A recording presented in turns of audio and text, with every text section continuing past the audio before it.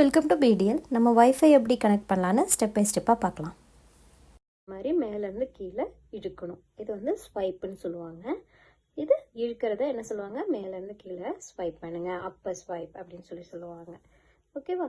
இந்த இடத்துல எடுத்திங்கன்னா டைம் தான் வரும். அதே நம்ம இந்த இடத்துல இழுத்தோம்னா ஸ்வைப் வரும். ஒவ்வொரு ஃபோனில் ஒவ்வொரு மாதிரி, ஒவ்வொரு ஃபோனில் நீங்கள் எங்கே இழுத்தாலும் வரும். ஓகேவா? ஸோ இது ஸ்வைப் பண்ணிவிட்டு ஜஸ்ட் உங்களோட வைஃபை சிம்பிள் அமுத்தி பிடிக்கணும். வைஃபை கனெக்ட் பண்ணுறதுக்கு முன்னாடி நீங்கள் ஆல்ரெடி, அதாவது நான் ஏற்கனவே நீங்கள் உபயோகிச்சுட்டு இருக்க வைஃபைனா ஜஸ்ட் நம்ம வந்துட்டு அதை கிளிக் பண்ணாலே போதும், அது கனெக்ட் ஆகிக்கும்.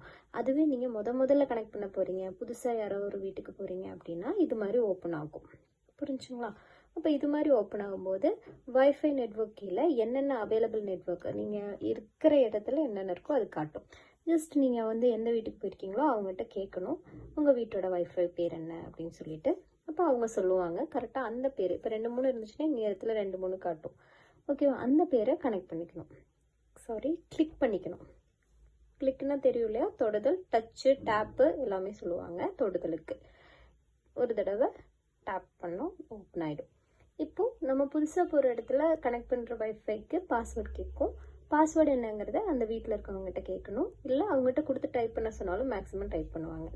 அதை எப்படி டைப் பண்ணோம் அப்படின்னா, இதை கிளிக் பண்ணதுமே இந்த இடத்துல கீபோர்டு ஓப்பன் ஆகிடும். கீபோர்டுனா எழுத்துக்கள் உள்ள இதே நீங்கள் வேற எங்கேயும் கிளிக் பண்ணிங்கன்னா இந்த கீபோர்டு இருக்காது, அது ஆட்டோமேட்டிக்காக க்ளோஸ் ஆகிடும். பார்த்தீங்களா? எந்த இடத்துல நம்ம பாஸ்வேர்ட் கொடுக்குற மாதிரி வருதோ அந்த இடத்துல தான் இந்த கீபோர்டு வரும். இப்போ நம்ம அவங்க சொல்கிறப்ப ABC 1 2 3 அப்படின்னா ABCD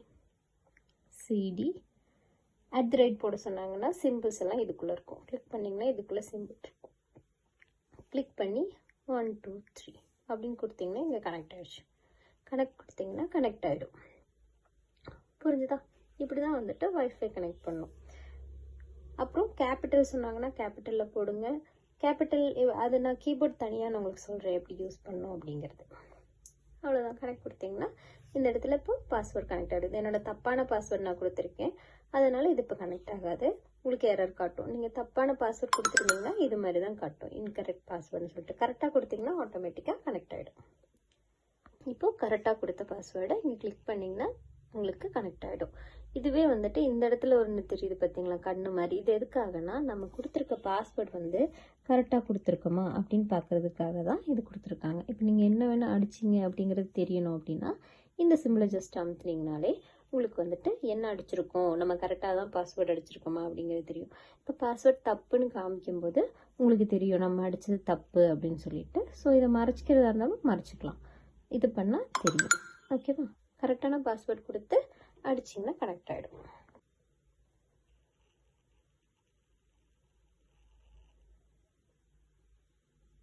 இப்போ வைஃபை கனெக்ட் ஆகிடுச்சு. எப்படி கனெக்ட் ஆகிடுச்சுன்னு தெரியல, இந்த இடத்துல உங்களுக்கு தெரியுது பார்த்தீங்களா, இது மாதிரி காமிச்சதுன்னா வைஃபை கனெக்ட் ஆகிடுச்சுன்னு அர்த்தம். இந்த சிம்பிள் தான் வைஃபையோடது. ஏதாவது டவுட் இருந்தால் கமெண்டில் கேளுங்க. தேங்க்யூ.